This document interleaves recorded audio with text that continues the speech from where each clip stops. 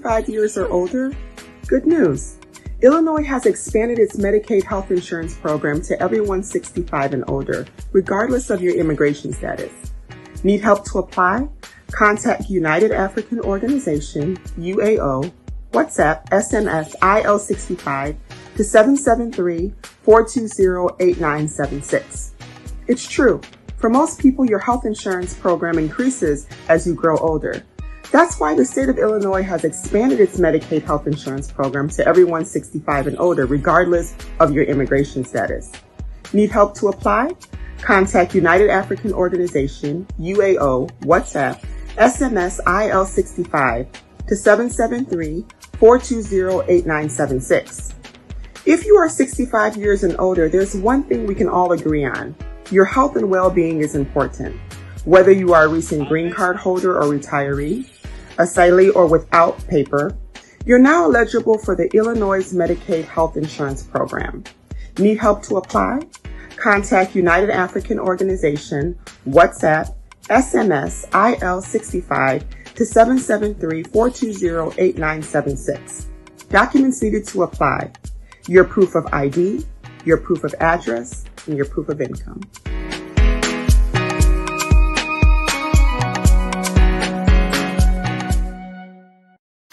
Hello, good afternoon, good morning, good evening, wherever you're watching from. My name is Alfred Amuzu, and this is the Ghana Agenda for April 23rd, 2022. Today, we are talking about two topics. The first one being the EIU, which is the Economic Intelligence Unit's country report on Ghana, which is something they do every 2 months. Every 2 months, they release this periodic called the country report. They do it on a lot of countries. I'm sure, I don't know if a country exists in today's world that does not have coverage from the Economic Intelligence Unit. But essentially what they do is analyze the country, talk about things that are happening politically, talk about election watch, and then economics. They talk about the numbers. I rely on that report very often for my presentations.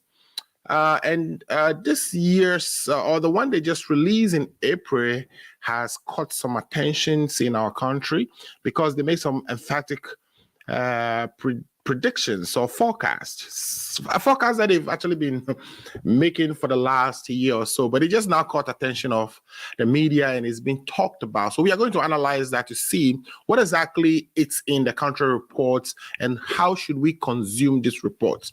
Also, we'll be talking about something that has been in the grapevine. Like they said, there is no smoke without fire.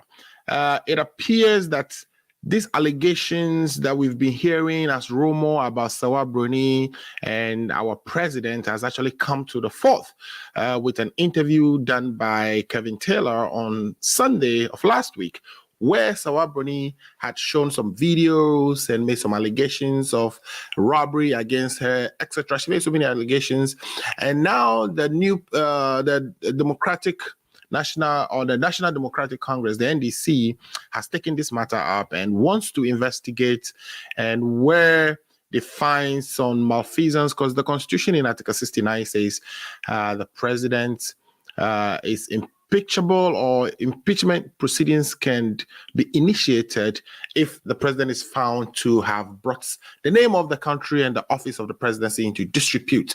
And that is the basis on which the NDC is saying that they would like to, or they've initiated the processes to, start the impeachment of President Nana Akufo-Addo. Should that be necessary at this point?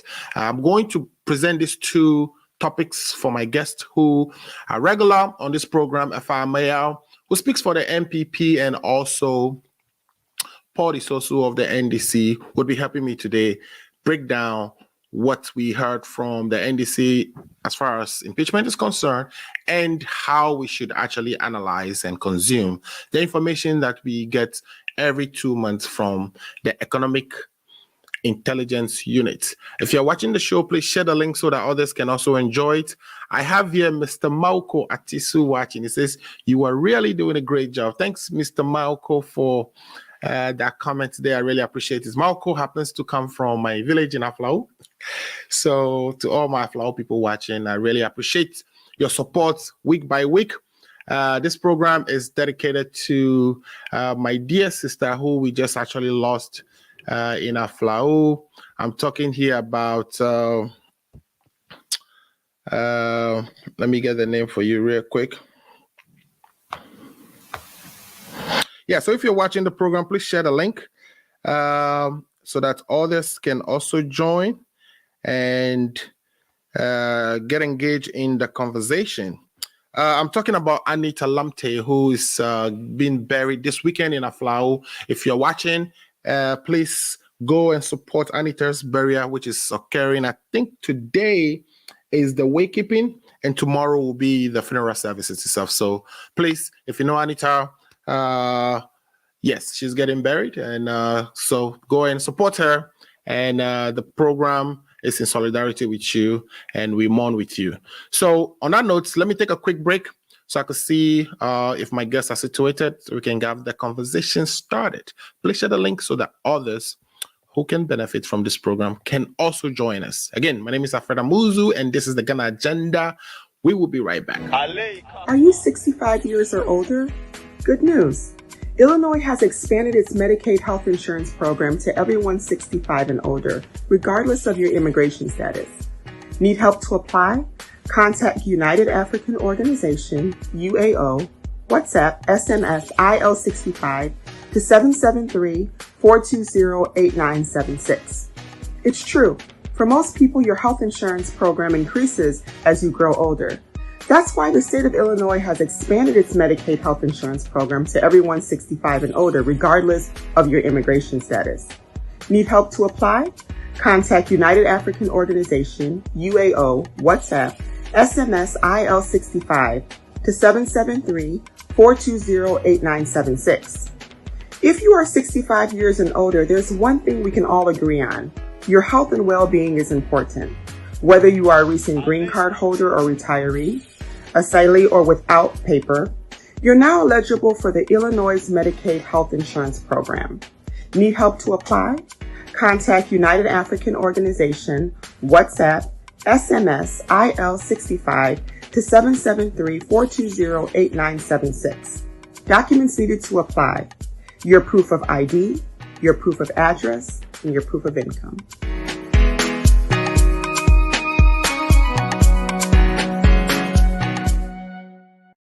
All right, welcome back. Welcome back. My guests are getting ready to join the shows. But in the meantime, let's talk about the EIU report, which is the Economic Intelligence Unit's report, what we call the country report on Ghana. So this report, like I already stated, it's something that is released on biannual basis. In other words, they release it once every 2 months. Kind of coincides with when the Bank of Ghana would also publish the MPC, which is the Monetary Policy Committee meetings information, which pretty much it's a data reporting out on how the economy has fared for at least 2 years. And we do that every two months.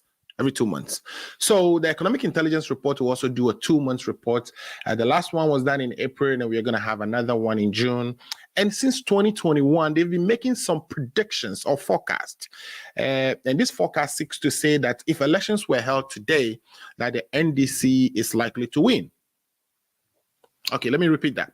So their forecast is that if elections were to be held today, or the 2024 elections, that the NDC is likely to win that election.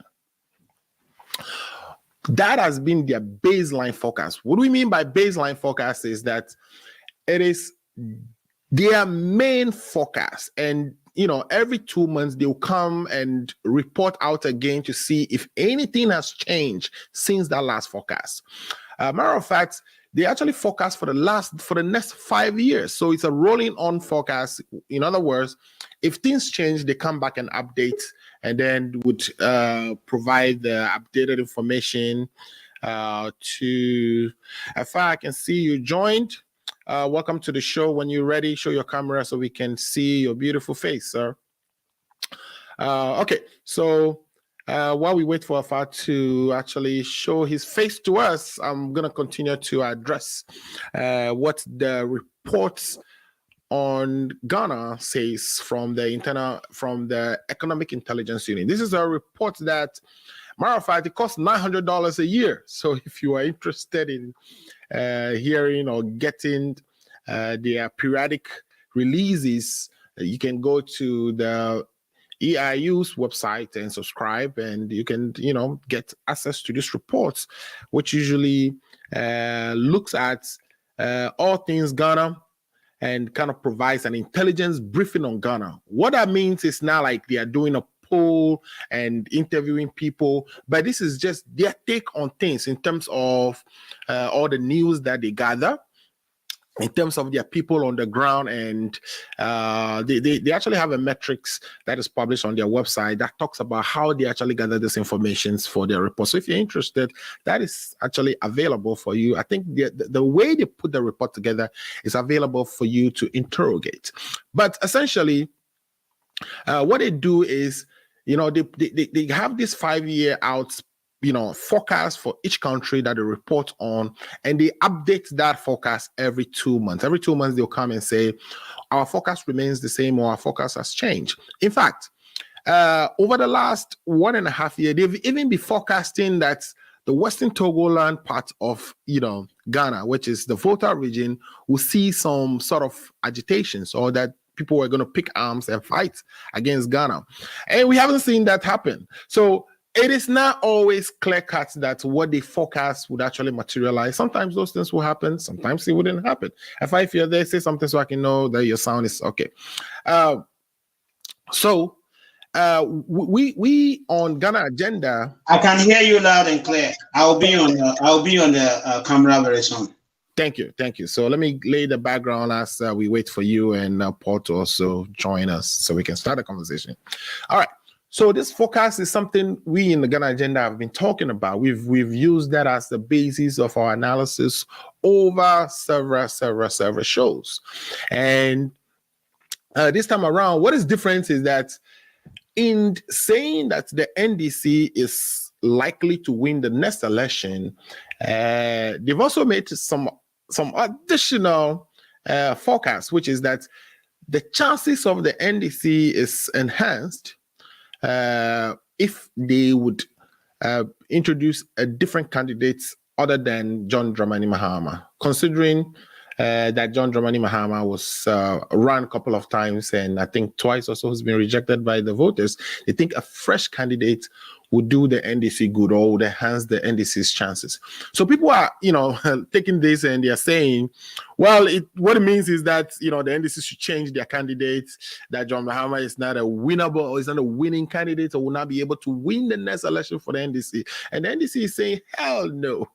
Most of the people I hear from the NDC are saying, heck no, that is not true. That they do not necessarily believe that introducing a new candidate at this time, when John Dramani Mahama is highly, advertised, highly sold to the public, is the way to go. But I wouldn't be the one speaking for them. Paul Disoso will be here to cover that. And I also know that FR disagrees. FR thinks John Dramani Mahama's time as the leader of the country has come and gone, and that is likely not to see or get that opportunity again. Now, yeah, he's free to say so. Of course, we also know that the season is upon us. The political season is upon us, and it's in full swing. And that's why you are hearing all these things. You're hearing all these things because 2024 is getting closer, and the positioning, the juxtaposition, people are beginning to, in fact, position themselves for lifetime legacy. You are calling me, test me instead so I can answer you. So people are positioning themselves so they can, context for the higher office of president for our country. And we know Dr. Bawumia is doing his share, is giving his speeches. We just, took that last speech he gave the other time, decomposed it, analyzed it, and shared our opinion on it on our last show. So if you missed that, please go back and watch that. I think that is a great show. And of course, there is also a poll that is currently being debated in Ghana. and that poll apparently is saying that Alan Sharmatin is leading Bawumia in the context to become the flag bearer of the MPP.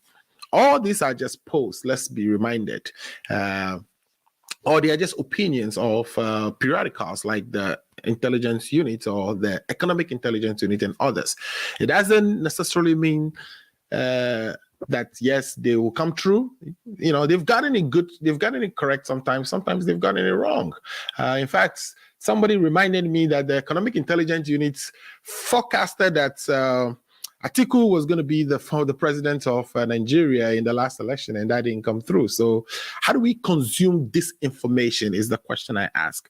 And I am lucky today to be joined again by the venerable, hardworking Kakape, which means that ant that when it bites you, even your generations and future generations will continue to feel the pain.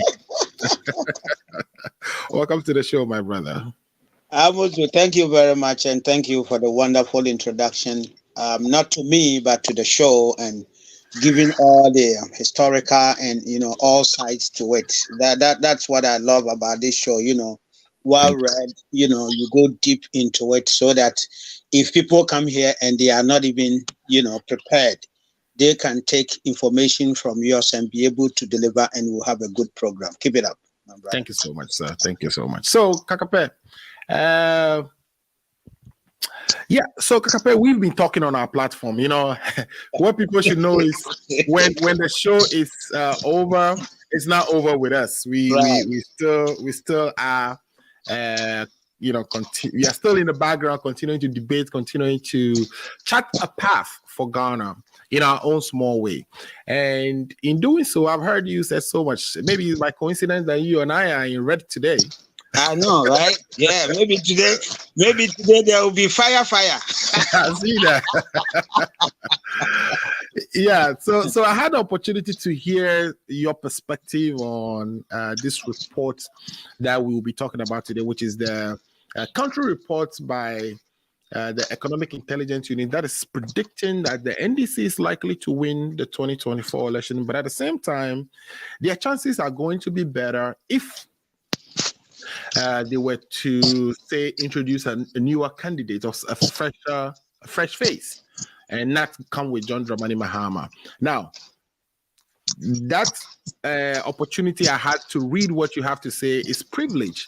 But if you don't mind, please extend that privilege to the listening public so they can also hear what your take on that report is. So what is your general assessment of the prediction and the forecast? Do you agree that the NDC is going to win the 2024 election? And do you also think that perhaps it is necessary that they change their candidate in order to be successful in that feat? Thank you very much, Alfred. And before I made comment on the EIU report, I want to appreciate the opportunity given, and I want to thank our listeners that, you know, you see, coming here is like opening a store or getting into business. You know, you open a store and nobody comes to buy. You sit down there and you get, you know, you gotta fold up again. So when we come here, it gets heated, and we read about their comments and stuff like that. Me, for instance, I appreciate when they bash me, when they, you know, use harsh words on me, and it is part of their whole process of, you know, reaction to what we say and stuff like that. And, you know, we wish they can say it in a better way, but, you know, sometimes people are emotional, and it's all part of the game. We've been in the game for a very long time. So, you know, for some of us, we've developed the shocks to be able to take some of these bites and stuff like that. But we appreciate that they come and watch, and we don't intend annoying anybody. We just make our comments and our views based on our knowledge and the way we think the nation should be run, on leadership, on governance, on the economy, on security, on a whole broad of topics that, you know, are presented here. So We respect them, and we're always going to come here and make sure that we deliver to the best of their ability. Sometimes we are biased because, we belong to this and we are here. So that informs our biasness, and it comes into our delivery. But as much as possible, for some of us, and I know even people on the other side, they are genuine in their submission, even though you may not like it. We are very genuine in our submission, and we believe that we strongly have the various policies that will help move the country forward. And so, having said that, I want to appreciate and I want to thank them for always coming. We pray for them, and I hope they also pray for us that we have the energy and be here. And I always want to say, you see, I was supposed to have a meeting last week, was postponed to this year. But because of the commitment, when I missed this program, it pains me so much. So I had to tell them to postpone it to next week again, and possibly on a Sunday, which is impossible, but at least to be able to get a time and come here and do justice to the topic. So, we are also putting in a lot to make sure this program becomes the best Ghanaian diaspora show out there. Now, so let's get to the topic. Right. So, if you read the whole topic, they were basing their report on 3 thematic areas, right?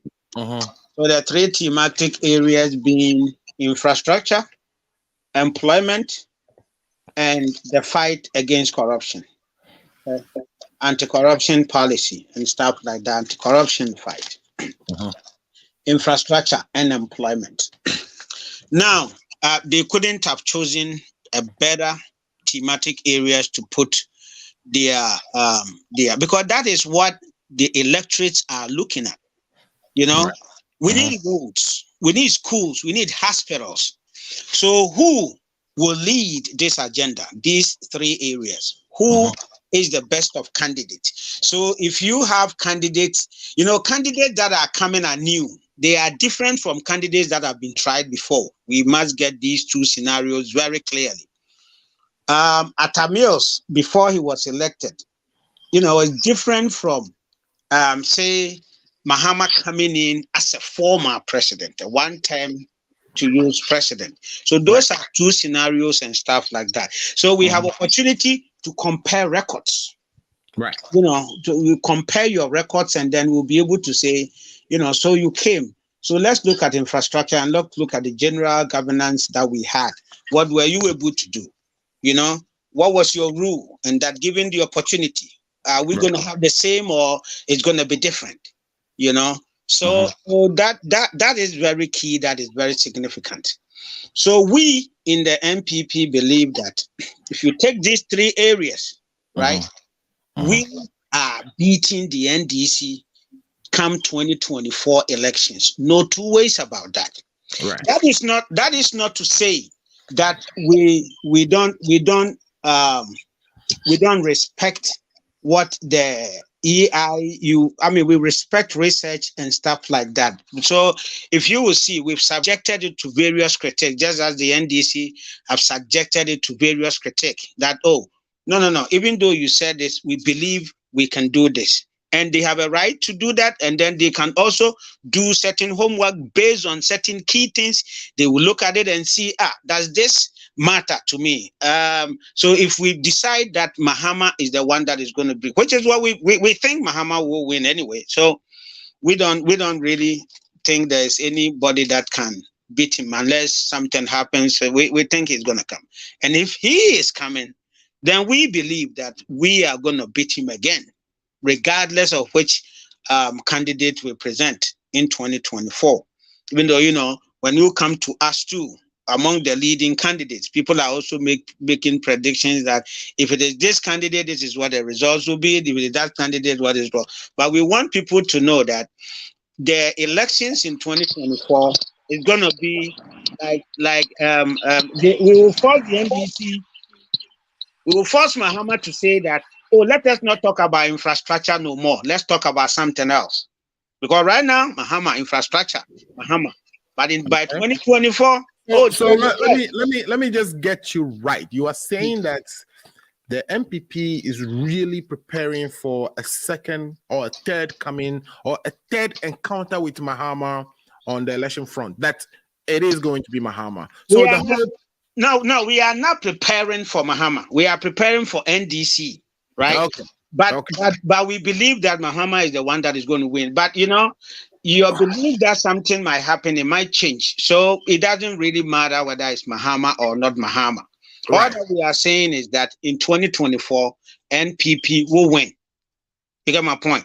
Because if you look at what the Ghanaian people are looking for, right? We have not provided every aspects of or all of what they're looking for, but we've done most of them. And we believe based on that, they're going to renew them, but they're going to trust us that, okay, so let's look at these two candidates and let's look at these two political parties. It is this party that can do the job, and that will be NPP and not NDC. So that is a fact. Now, so let's go into specifics. I think when it comes to infrastructure, NDC will say they beat us. We say we're going to beat us, but we can. The good people of Ghana will make a judgment on that. So I do want to clarify this part though. The fact that the NDC, the MPP thinks that Mahama would be the one leading the ticket for NDC, that kind of puts this report, the content of this report, into question, because they are saying, well, they are not saying it's not going to be Mahama. They're just saying that the fortunes of NDC would improve if they would introduce a fresher face or a fresher candidate. So, but you don't think that is going to happen. You think Mahama is the one who is going to lead the NDC. And so it just makes logically, or it follows logically that the MPP will be preparing for Mahama. Wouldn't that be the truth? So we are not, so, I mean, you can put it that way, and that will not be far from the truth. But we are not preparing for Mahama per se, okay? We are preparing for NDC because we're going to face the NDC. So depending on how the conversation is going to go, right? You will talk about Mahama. Depending on how it's going to go, you're going to talk about NDC. Okay. So we are preparing holistically to, approach this election just as we've done in previous, but adding more vim to it because, when you're going into your second term, like getting to the end of your second term, there are a lot of things you need to put in place. Right. And we believe that, we are going to put all those in place. We'll make little, things that we need to patch up and stuff like that, and make sure that the wheel and the ground and everything is well in place, and that we are confident. We are very confident that the good people of Ghana are going to renew our mandate. The report, some of these reports are good, but it is not. I don't think that if you are a political party and you don't have your own internal mechanism to generate your own results and stuff like that, but you are just, fishing out there, thinking that some people gotta say something to favor you or some kind of thing gotta come out there, then the seriousness is in question, and it even questions your ability to handle the whole country, because if you cannot handle we know that the parties have their own internal mechanism. Exactly. And sometimes politically, and I might be, they will not, even when they do the research and the research says this, they will come to the public and say otherwise. You get what I mean? Everybody will say what benefits them, right? So exactly. But the point is, when we get these outside ones they go to confirm what is known internally already. It could be that the NDC is aware that perhaps a fresher candidate might improve their fortunes, but like you said, it appears. They know they're losing, but it's Takashi. You know the word Takashi. No, they don't think they are losing. The word is Takashi. Ankoyin. So you want to prove, say, So they will, if they are losing, right, they will lose with a good fight. Right. And I mean that you can be rest assured that when it comes to Ghana politics, the two political parties, win or lose, they're going to give you a fight. And that is good, though. That is good. We wish we'll get a third horse to, also kind of neutralize the dominance of the two. But unfortunately, this is what we got to deal with. Lifetime legacy. I salute. All right, great. I think we also have Kojo DC who joined us. Kojo, thanks for joining. I keep muting your mic every minute. We also have Kojo DC who joined us. Kojo. Okay, I think Kojo, we're getting some feedback from Kojo, so I was muting his mic just to make sure that. Where I am. I'm sorry, yes. Where I am wasn't proper. That's why I'm off camera today. But okay. Kojo, what are you doing behind the scenes? I own a truck company. I'm at the shovel. All right, we'll definitely have to advertise your truck company so people who are here listening to us who have the need can definitely reach out to Kojo for transportation services, etc. So Kojo, in the background, let's get all the services that you provide so we can continue to promote you as well. But Kojo, I don't know. I'm not sure if you are doing some errands for the president and Akufo-Addo since now. My boss is there. He can fight that, but for me, no. That's why I have my boss. It's good to know. It's good to know. All right. So since I heard, from the NDC side, let me kind of balance it up a little bit with, the voice of the opposition and see what they have to say to the report that we received. And then I'll bring you back in, Kojo. So sit tight for me, please. Lifetime Legacy. Welcome to the show, my brother. The question. Thank you so much. Thank you. So, the issue here is that these predictions that has now entered into the mainstream and everybody's discussing is something that we have seen, for almost a whole year, where the EIU, which is the Economic Intelligence Unit, which is sort of a news, it's part of the Economic Magazine, right? And this branch of the magazine does intelligent analysis, mostly to support businesses. So as a business, okay, what is happening? I'm trying to invest in this country. What is happening in that country from a political standpoint, economic standpoint, from elections, etc., so that I know that my capital is going to be safe when I do that investment. So usually this is a magazine that satisfies that need, but it has been hijacked by the political parties, and people usually take some of their reporting a little seriously. I quote from them all the time. You do as well, and I share that information with you on as soon as I get them. This time around, they are saying that, or they've been saying this for the whole year, that the NDC is likely to win the 2024 election, and that they need a fresher face. They don't want that fresher face will improve the chances. What do you think about that? Do you think, Mahama has, run his course, that we should, find some other candidates? We hear Komla Dumor is stirring the waters, and a few other people are showing interest. What is your position on this? Alfred, thank you so much for the opportunity to be here once again. And thanks to my regards to my brother Efa and Kojo, who decided to go faceless, as I'm coming to address. And also, I would like to extend the greetings to our viewers and listeners. Alfred, for me, I am not going to dispute whatever their research findings are. Neither am I going to put premium on that research. I'm saying this because these are mostly institutions that, in as much as they might have their ears on the ground on TV activities that goes on within the country, they are not directly connected to the ordinary Ghanaian on the streets. So I am not, even in as much as I am not going to rubbish their findings, I am not going to add so much premium onto it. Ghanaians, as the tradition have been over the last, under this Fourth Republic. We all know every 8 years, power change hand.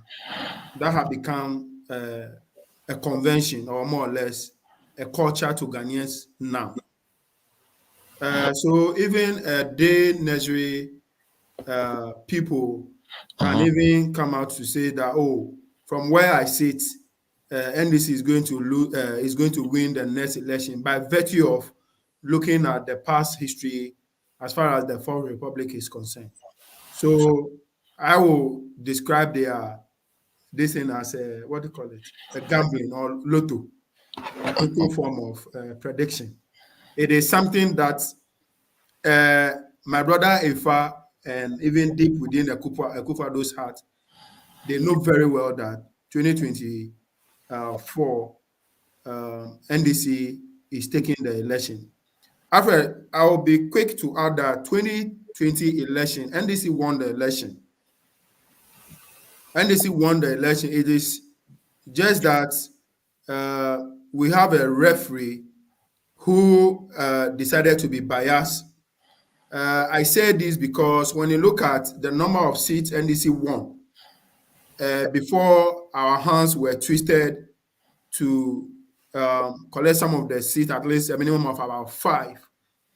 If the election should go, or the electoral commissioner was neutral, like the way it's supposed to be, Mahama would have been a president by now. Notwithstanding, I think Ghanaians have seen it, and in as much as you are a host and you are a neutral person, you deep within your heart, you know that NDC won the election. And that is what we have currently as a parliament. You get it? So any person who also says that I didn't read the research findings myself, but from what I have monitored so far, my attention have been drawn to the fact that I can give you a quick read just so we are all on the same page on it. The portion that everybody's really talking about is the election watch, which is saying that the next parliamentary and presidential elections are due in 2024, and the constitutionally mandated term limits the incumbent president, Mr. Akufo-Addo, cannot run for a third term. The former president, John Dramani Mahama, is reportedly considering running again, but we expect the opposition, NDC, to try to revitalize its prospects with a fresh candidate. Our baseline forecast is that ongoing public dissatisfaction with the slow pace of improvement in governance, such as infrastructure development, job creation, and easing of corruption, would trigger anti-incumbency factors and push the electorate to seek a change. The NDC therefore stands a reasonable chance of winning the 2024 election. Okay. So, Alfred, I didn't hear any or see any line that is talking about NDC must change a candidate. Yeah. They were not emphatic. They didn't make an emphatic statement that NDC must change a candidate. Correct. So I don't know where the lazy journalists within the country, I don't know which reports they read or aspect of the line they read, and they were all over saying that the research is saying that group is saying that a candidate should be changed. Besides, what are the MPP scared of about Mahama? I don't know what they are scared of. What are they scared of? Because it looks like anything that is associated with Mahama, and my brother Ifa is very good in doing that. Anything that is associated with Mahama, then as in our local language, we say, "Na you get it." Anytime they hear the name Mahama or JM for short, then it becomes a problem. Right. NDC is a democratic party. When the time is due for the presidential primaries, nomination will be open. Every interested person who is a card-bearing member with a good standing of the party is entitled to contest. Nobody would deny any person opportunity to contest. Okay. Like I said, when you look at prior to 2018, we have the current Speaker of Parliament, Guzitano, Professor Joshua Alabi and Sylvester Mensah contesting the former president. And he won the election, or he made them over 96% of the votes. And the base of the party, I can tell you on authority from where I see it, Right. that if presidential primaries should be held today, Mahama is going to get not anything less than 99% of the turnout. Okay, so that's your view. You think when primaries are held today, Mahama. So I think you agree with the fact that Mahama is going to definitely be the presidential candidate for the National Democratic Congress. On that note, let me Please, in wrapping up, let me use the medium to also to tell the MPP people that if any person thinks Mahama is not marketable, they should look at the turnout of 2020 election. Okay. That should be a lesson to them. Okay. And I'll tell them on authority that 2024, Mahama is forming the next government.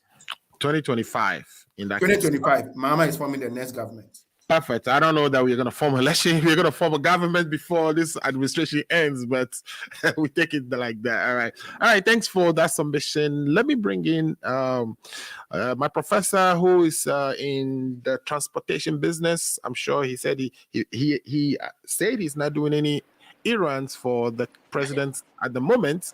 But hey, a lot of people say that, and then we find out from so that, you know, they've actually been busy behind the scene doing some work, which is the next thing we'll be talking about. So welcome to the show again, my big brother Kujo DC, who is busy trying to make money at the same time.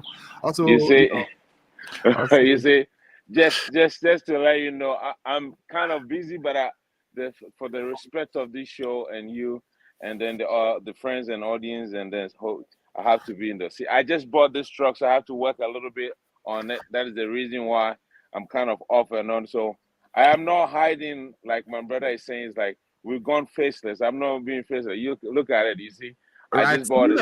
Yeah, their transport services. You see, it's just a brand new truck I just bought. That is a good investment. Yeah. Congratulations. Thank you, my brother. This is the second one. I have two of them. So that is good. That's great. Yeah, we definitely need to talk in the background because I have a lot of truck owners who are my task clients. So I know a little bit about the industry as well as all the struggles. Yeah. Maybe I have to get in touch with you to learn more things. No problem at all. And I got to get in touch with you to invest. There we go. Yeah. It's always the thing. Besides whatever we do, we are Ghanaians first of all, right? Absolutely. Perfect. And we are here for a reason. What is the reason? We're trying to find something and go back home. Absolutely. So I, for instance, don't care if you're NDC, MPP, blue, green, yellow. As long as we can put on ideas, we have to disagree and agree. Absolutely. As long as we can make everybody man, then if I have you in the NDC as a big businessman, I'm MPP and a good businessman, what is it that it is for? It's the development of, first of all, we and our families and the entire country. So it's a good thing for everybody to be part of something. As long as I have the knowledge, I will share. I don't care whoever comes in my way. So that is what I try to say on that. All right. So let's come to this very like my brother and my chairman already said, this is not really a news in terms of if power is going to be changed next year or the 2025. Correct. What everybody has put like some kind of premium on is like, is NDC going to change the former president, Excellency John Dramani Mahama? And if it happens to be, if they change it, they have more chances of winning. That is how it's kind of being quoted, in quote unquote.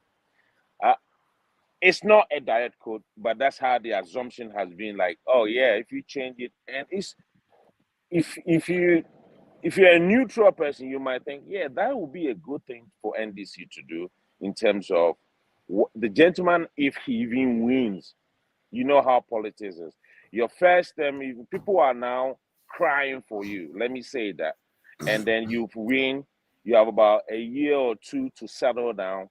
By the time you turn 3 years in government, you haven't really done anything. Like he said last time, and when he won the 2012 election, he said, any government comes into power in the next 2 years, you just is where you kind of settle, and then you start working on your thing. So you can't do anything. You can't make any magic, quoting his own words. Then it'll be third year, the fourth year, people will start be crying already in Ghana. What is the benefit for the NDC? With the exception of the benefit of the people who are pushing the ex-president to come into power for their own political interests. So if you want the betterment of the party, then what you do is like Jonathan did in Nigeria. He won one time, he lost. He also lost. He came in 2020, he lost again, right? I would have been a statesman and said, let me push somebody here so we can have the 8 years, if indeed Ghanaians want to do the 8-year term every year that we want, right? But now, we all know 100%, no, there's no speculation on this.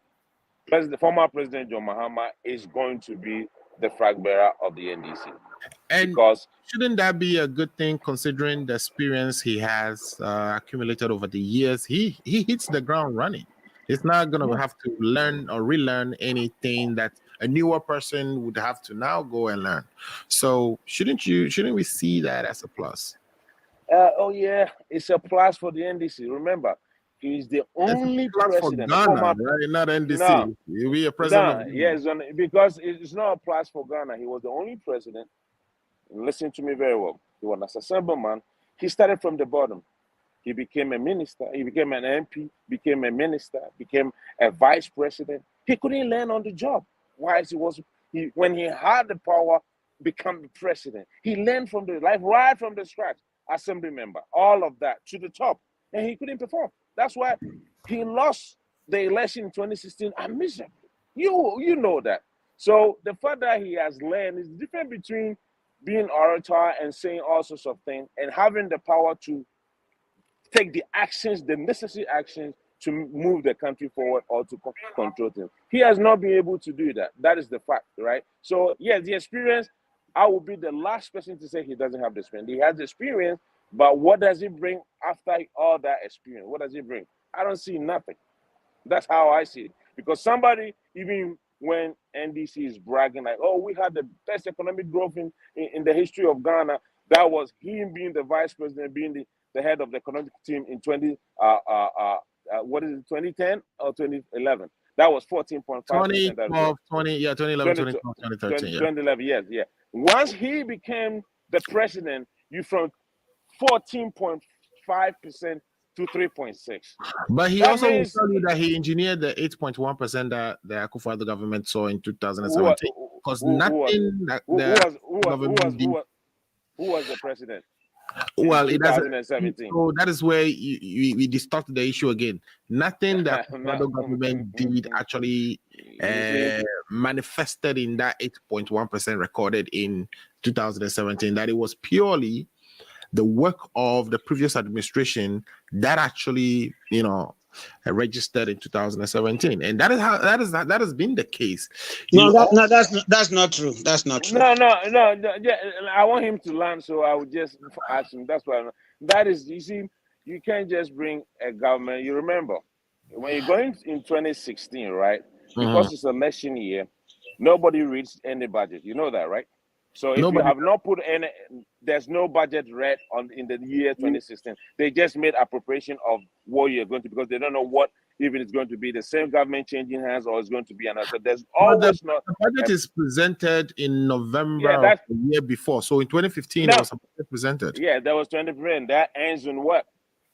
That takes you all the way through to 2016 November for the provisional budget, because then there is the likelihood of whoever becoming.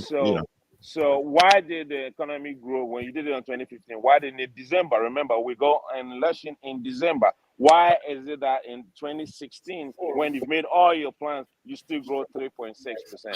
So don't bring even in there. You've read the budget for 2015 in anticipation of it's 2015-2016 budget. It's not 2015 to 2017 budget. So just it's the math. You can't. The numbers cannot lie always. So when did you guys even got your budgets ready? The The 2015 budget is the last budget that The was read. 2017, when did the NPP actually got their budget ready? No, Passed? 2020, we did not, there was no budget. There's a supplementary budget that was 2017 is what I'm asking for.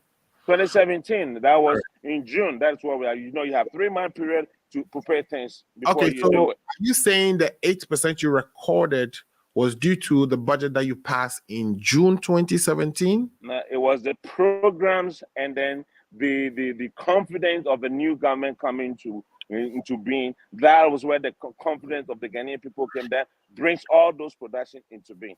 So it's not like, you see, in that June, I think you reported media, and in your media report, you saw almost about 8% growth in the economy that June when you were releasing your own programs. Anyway, I think let's not deviate.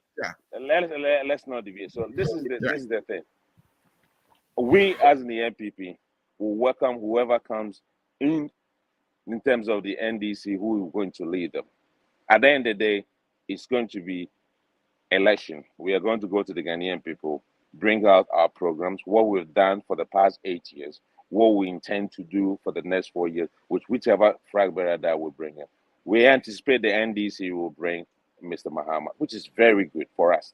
Then we'll have a record to compare, right? We'll have his deficiencies and bring it on board and tell them, this is the same person who supervised this doom show for this so many years, who supervised this. There was unemployment graduate association in Ghana. He couldn't even do nothing. Then there was a freeze. He took us to IMF. We'll bring all the bad things that he did into being. The Ghanaian people will what? Judge. Do we have to continue with the NPP or do we have to go back to Doomsaw? That will be dependent, because you remember when we're in Doomsaw, we were telling you guys already, say, hey, this is not anything concerning capacity. This is all about money. There's no money to fuel all these things, but you guys went in there, oh, we need more capacity and brought in shady contracts. Now we are paying for it. But to this very point for the EIU, we just welcome whoever comes as an NDC. I think it's going to be difficult when they change flag bearers, because we have nothing to compare him with. But for President Mahama, that will be a good news for us. Some of us are going to work hard and let Ghanaians also know the changing of government every 8 years. We are not like America or the British where they have 200 and something years in terms of democracy. Okay. This is a young country. We need a sustainability. That means that you need one government. We talk about, let's say, let me learn. We talk about Portugal. He's been there for about 15 years. That is when you sustain something that can be continued. When we talk about Malaysia, it wasn't 8 years and the NPP go and NDC come. It was one state government running things for a long time. We've already agreed that it's going to be 8 years, so let's not even think through that. No. Anyway, what I'm saying, I'm not. Let me land. Let me say this. I'm not saying that in 8 years. In 8 years, NPP have to stay no matter what. No, the constitution states it right. For 2 terms, you are out. But I am advocating for the Ghanaian people to say, hey, that thing we are doing, we've not grown enough to change government like that. We have to have certain government to stay in power. If the NDC was doing good, I wouldn't have cared if they would stay in 12 years or 20 years. As long as every one of us is enjoying it, that's the most important. By changing government every 8 years is not good for the country. Okay, thank you so much. Just a quick reminder that when the NPP is talking about all the bad things the Mahama administration did, you should also remember to add a little few good things that he did as well, so the Ghanaian people can actually do that assessment. If I'm going to fight you, there you go. Let's start from Terminal 3.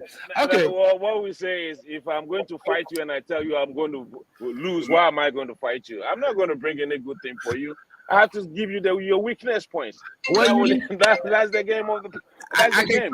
Let me counter that by saying that if you're going to fight me, you want to also remember my strength. Otherwise, if you forget about my strengths, that's exactly where you will lose that. If I praise you too much, your head will be swallowed. If I praise you too much, your head will be swallowed. But when I say demeaning things about you, you think of it, you get pissed, not focused and disoriented. So that's how you All know what right. it is. So that's your strategy. Okay, we take it. All right. Thank you so much, my businessman who's doing errands for the Akufo-Addo, but he wouldn't admit it. Anyway, let's bring in my big brother, Paul Disosu, the venerable Paul Disosu of Massachusetts NDC. Paul, this report, as we've heard our brothers already discussed, it's exposing something that just occurred to me, that the NDC cannot continue to not support other candidates that should equally be or who are equally qualified to be president. If you look at the NDC right now, it looks like, if not John Mahama, who? And it appears that the party is now working to groom that person. Okay, say Mahama comes for the next 4 years, and and he can run again because he would have exhausted his 8 years. Who is that one person? If you look at the NDC, Bawumia has been groomed. Bawumia has been sold. Alan Tramate has been sold, and they're selling other people. So shouldn't it be an open contest for this particular primary, so we can see some fierce challenges to John Dramani Mahama, so that we can see other people of value, of character, of experience and acumen, that can perhaps lead our country to or as president? Thank you very much, and I'm happy to join this afternoon. My greetings to my good brother Ifa, who has thrown a lot of lies this afternoon over here, and I'll be here to punch holes to all the lies he's been saying or he's been putting into the ears of your listeners. There you go. Likewise, my brother DC, he also has all the submission he just made are all probable false. All right. But one thing I will acknowledge my brother DC about is that he has been able to show us what he's used the money that he's gained from the office of the president for. But our big brother Ifa is still hiding his. I hope he show us what he's used that money, the money he got from the Jubilee House, what he's been using his money for. I'm sorry, it's this is my own money. strategizing to go to Parliament, so we support him. Okay, sure but he's skipping it. He's skipping his that he's going to use it to go to Parliament in 2024. Yeah, if I did Interpol SAF, or where is that? You got it right. But he's being greedy. He's being greedy. You see, we will help him to win the primary, but the main election, we won't allow you. My good brother, this is showing the benefit he's getting from the party. He shows us a big track he's just bought. Our brother, if I should stop being greedy and then let us know the benefit he's getting. He's hiding his, and I know he's getting something. Anyway, that's by the way. The EUI report and Mahama, whether Mahama we are grooming somebody or not. Look, let me state on record that the EUI report is not a report that we, the NDC, we are working with. Why am I saying so? Mr. Muzu, the EIU report came out as far back as February 2021. That was when this report, the report that has become a topical issue in town that everybody is talking about. This report, they've been predicting this thing since last year. So exactly, that's what I'm saying. And the report is released every 2 months, so it's not news per se. It's not news per se. Maybe they're changing the topic because why is there, which we'll talk about. So I'm going to come there. I mean, this is not a news, you understand? Because this thing, very topic we are discussing, this publication came out 2021 in February. And it's a fact. As of 2021 in February, okay, the EUI, basing their recommendation on those recommendations they gave, as at that time, the dollar has not deteriorated as it is today. As at that time, inflation has not hit 19% as we speak today. As at that time, we don't have the president who spend the taxpayers' money renting private jet, enjoying in the sky, taking shower in the sky. All those things were not something that were a topical issue. I am saying over here that this report that came out the EUI are not the best people to tell the common person on the street that come 2024, when we go to the election, the NDC will win the election. It is obvious and it is clear that my good brother, a first party, has failed miserably in all the promises they gave prior to 2016 when they took power and came to government in 2017. The only promise that, or the only thing that I'll give them A+ in is corruption. When we talk about corruption, they've been the government that has experienced the most corrupt act in all government in the Fourth Republic, and it's a fact. As we speak, I can count about 65 corruption allegations that have been leveled against this particular government that they've not been able to defend. All of them have been swept under the carpet. So what am I saying? All what I am saying this afternoon is that the EUI report is not a news. It is obvious, and excuse my language, our brothers and our sisters, my grandmother who is in the village, okay, Herjana Koppel, even knows that 2024, Mahama is going to win the election. Now the case as which they are making that Mahama, if the NDC bring a better candidate, they will win more than what it is neither here nor there. Mr. Muzu, we are all intellectuals over here. Let's speak based on fact. In 2016, when we had or went to the election, the vote that the then President Mahama had, if you compare the 2020 election, he had an over 2 million votes in addition. This should tell you that this is a candidate that is on the ground, that the ground root supporters are behind him.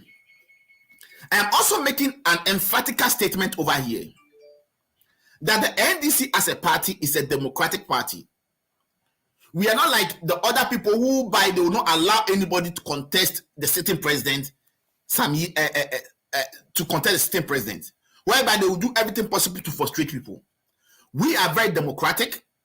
We will open the contest for anybody who thinks he's ready to stand or to contest as a flag bearer. It's going to be open.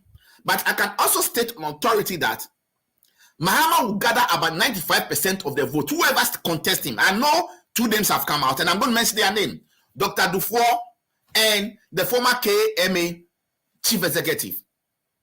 All these two people, they are just testing the waters. They know deep down within their heart that there is no way that when we go for election to elect a flag bearer, there's no way that they will be able to torpedo His Excellency John Dramani Mahama. They know for a fact.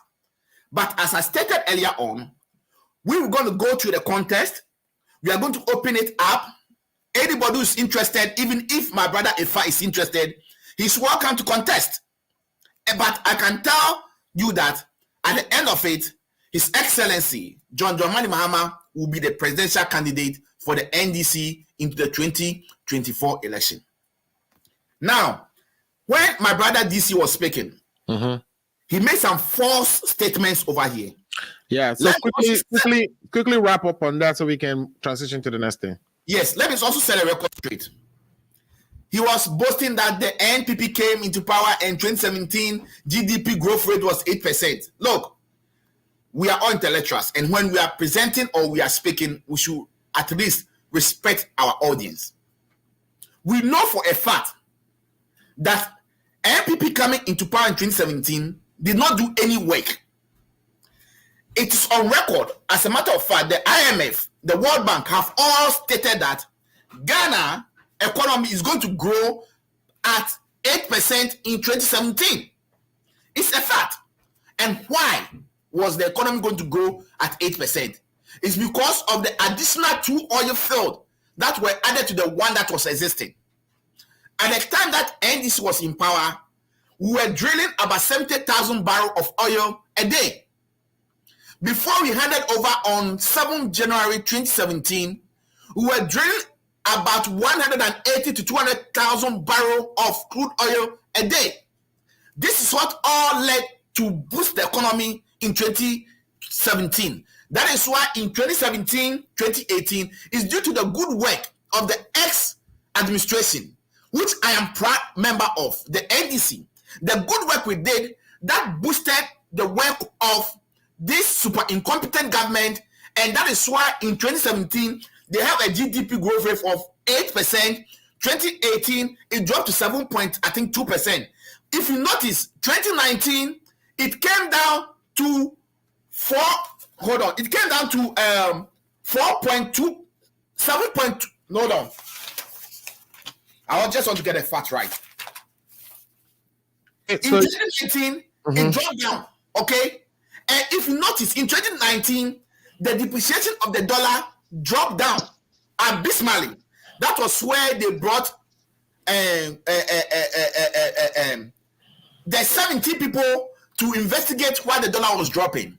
You see, as we speak, if NDC comes to power in 2025, January 7th, okay, the whole of 2025, the work that we are going to do is not going to reflect in the economy outcome. Okay.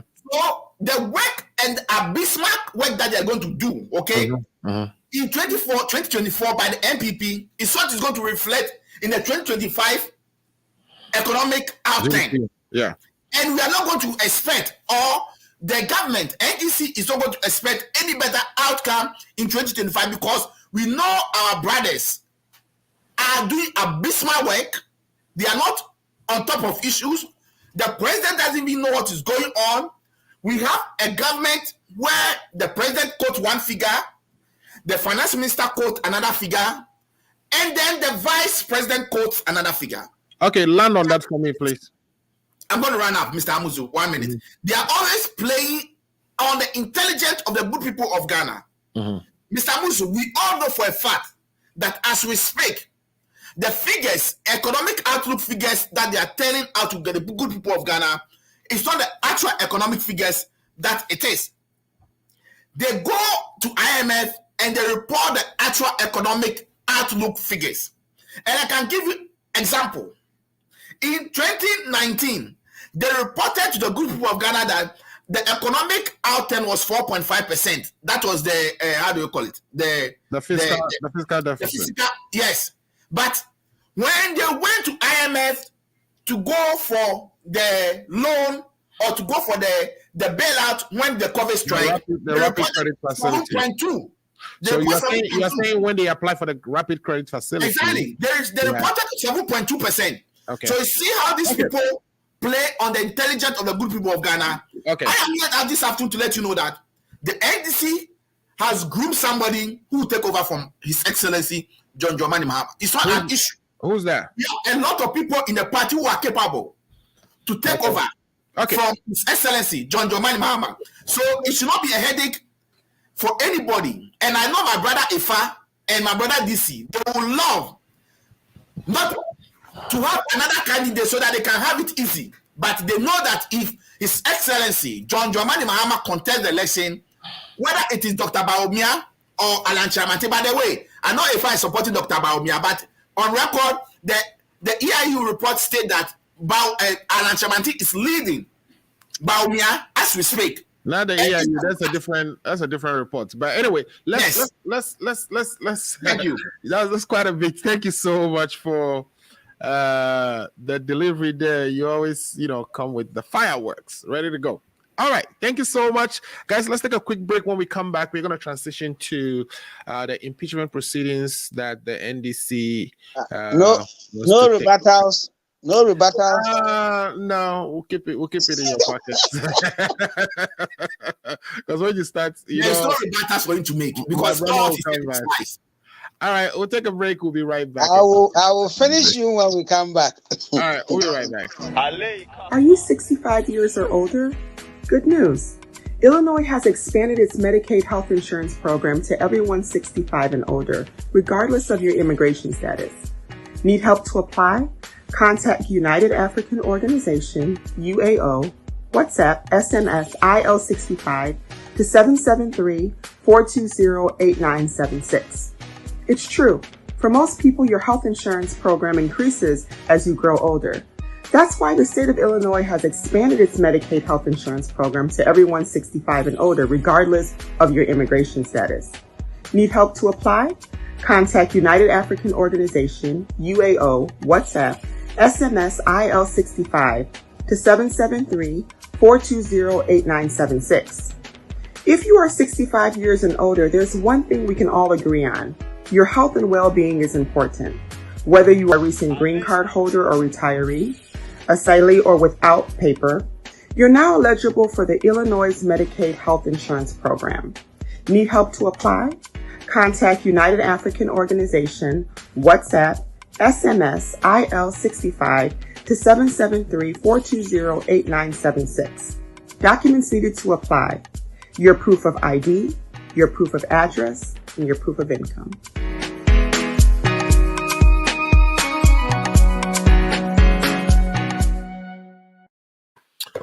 All right, welcome back to the show. My name is Alfred Amuzu. You're watching the Ghana Agenda. And on the Ghana Agenda, we say nothing but the truth. I'm here enjoying my time with four of my very good friends, discussing issues concerning Ghana. We've just finished talking about the Economic Intelligence Unit's report on Ghana. Now let's transition to the next phase. Now, we will reserve the last 10 minutes of the show so that viewers can call in and also ask questions of my panelists. Please, if you cannot call in, but you have a message or question, just put it in the comment section and I'll be happy to read it out so we can see if my friends here would get answers for you. Now, this issue of Sawaba Broni is one thing we've tried to avoid on this program. We haven't discussed it so much because, we didn't know the facts. But last Sunday was different. Our brother, Kevin Taylor, had conducted an interview. He had promised that he was going to do this interview on the birthday of the president. He didn't come on. Even I made a mistake talking to somebody saying that I don't think the interview is going to come on again because I suspect that perhaps somebody may have gotten to Sawaba Broni and maybe paid her off so she wouldn't come and talk to Kevin. But boy, was I wrong. So Sunday we were all treated to this interview where Sawaba Broni spoke to Kevin and reveal a few things.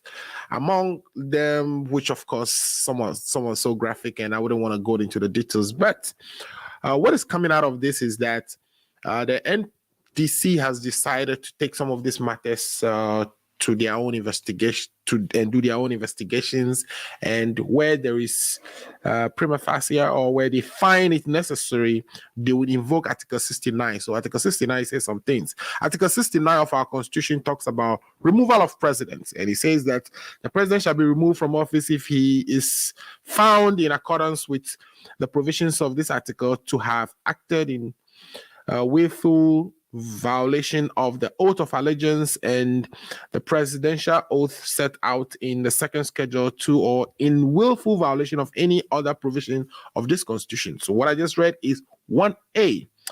1B says to have conducted himself in a manner which brings or is likely to bring the high office of presidents into disrepute, ridicule, or contempt, or prejudicial or inimical to the economic or the security of the state. So a couple of things there, a couple of elements that that I believe the NDC is trying to pin their activities or actions to initiate the impeachment procedure on. And that, I believe, is going to be where it says if the conduct of the president is such that it brings or is likely to bring the high office of presidents into disrepute or into ridicule. We all agree that we are talking about this. Others are talking about it. Our president, if you just Google the word Sawaba Broni on, if you just Google for Sawaba Broni, our president's picture is splattered all over the internet with some unprintable informations that we, it's shameful to know that that is coming from the high office of our presidents. So I believe that is what the NDC is thinking. But they have their representatives here, and I want to ask that. Now let me read two quickly. 2 of 69. Section 2 of Article 69 is saying that for the purpose of the removal from office of the president, a notice in writing, A, signed by not less than 1/3 of all members of Parliament, and B says stating that the conduct or the physical or mental capacity of the president be investigated on any of the grounds specified in clause 1 of this article, shall be given to the speaker, who shall immediately inform the Chief Justice and deliver the notice to him, copied to the president. 3 says the notice referenced to in clause 2 of this article shall be accompanied by a statement in writing stating out in detail the facts supported by the necessary documents on which it is claimed that the conduct or the physical mental capacity of the president be investigated for the purpose of his removal from office. And subject to clause 5 of this article, the Chief Justice shall by constitutional instrument immediately convene a tribunal constituting of the Chief Justice as chairman and the 4 most senior justices of the Supreme Court, and the tribunal shall inquire in camera whether there is a prima facie case for the removal of the president. On and on and on and on. So it looks like, yes, we need 92 members of parliament to actually trigger this process. But as the process goes along, we have to, go through a Speaker of Parliament to submit, to actually assign this case or the case for determination of prima facie to the Chief Justice, who shall constitute a tribunal and all that. If you look at our architecture, it looks like this thing is going to be dead on arrival. But it also looks like it would be politically advantageous to the opposition to pursue. Let me go to Afar on this. Afar, you're in government. Should we actually be doing this? Putting somebody through an impeachment is no joke. Looking at our system, do you think we are going to ever get a Ghanaian president impeached? Because even though we can trigger the process with, just 92 MPs, considering that we now have 275, and all that is needed is 1/3 to trigger the process, it would require 2/3 of MPs to actually effectively remove the president. Okay? Looking at our court system now, the number of the composition of parliament, etc. Do you think this will be successful? If it is not going to be successful, do you think we should go that route? We cannot also say that because it's not going to be successful, let's not go through that route. If the president misconducts himself, whether he ends up being removed or not, should the process still be triggered? Over to you, Afar. Thank you very much, Mr. Amozo. Quick comment before I make a comment on that. So, sure. I want to tell Lifetime Legacy, how can we be afraid of somebody we've beaten twice? We're not. And the previous earlier submission, I said that we look at the people and we read reports that some people are even trying to push Dufour to the background. A lot of people are being pushed to the background. We've watched a series of NDC primaries where people's, excuse me to say, balls were squeezed and all that kind of stuff. So we know what the machinations and all those things are. And we will be surprised if it's not Mahama anyway. We will be surprised, but we'll beat him. That's what I want to say. Now, let me also put on here the back and forth on the GDP growing 8% prediction and all that. We are telling you that if Mahama had stayed in power 2017, it wouldn't have happened. This was a man who picked up the economy that was growing at 14%, brought it to 3-something%. It was going down. Why? What is it that we didn't see? What measures had they put in place? Huh? And even the budget that was presented, was free SHS in there? Was teacher training allowances and all that in there? Look at what we did in 2017. Things that had been cancelled were not you. We did it and we still were managing. It is more the person managing. It is more the person. It's more. You see, most of our issues has to do with management. So If we are in a country, if we are in a country where people are discussing the allowances for political neutrality, so as you say that, why didn't you record 8% in 2018 since you still have the same people in power? What we are telling you is that you can go to the whatever, with the exception of COVID year, right? Our West was Mahama's best, right? No. Oh no. COVID, you recorded 0.9 or so. Yeah, but you see, with the exception of COVID year. Oh, come on. Okay. The ban had Don't forget the COVID also gives you 32 billion. Was shut down. Okay. COVID gave you 32 billion. Have you forgotten of that one too? All right, guys. I think we are going back to the conversation we already left. COVID gave you 32 billion. So what I want to tell you is that when it comes to Mahama, right? We know him. Okay, I am not a magician to employ. The IMF man, the Mr. Incompetent, the Mr. Mismanagement, the Mr. Sikadicious, the Mr. Okakranam. So we know he's a colleague. Bring him. Oh, we know you are bringing him. Oh, that is what gives us the confidence that we are winning 2024. Watch it. And talking about forming government. You advised Mahama to form government in 2017. So we are not surprised that by this time you are telling him go and form your government. My brother, if I will not wrap up because it is the name Mahama. So let's go to the topic for tonight. I am see, when I speak about this woman, I have to control, my choice of words as it's not gonna be good, and that might affect the woman on this platform that I respect so much. But let's go to the petition.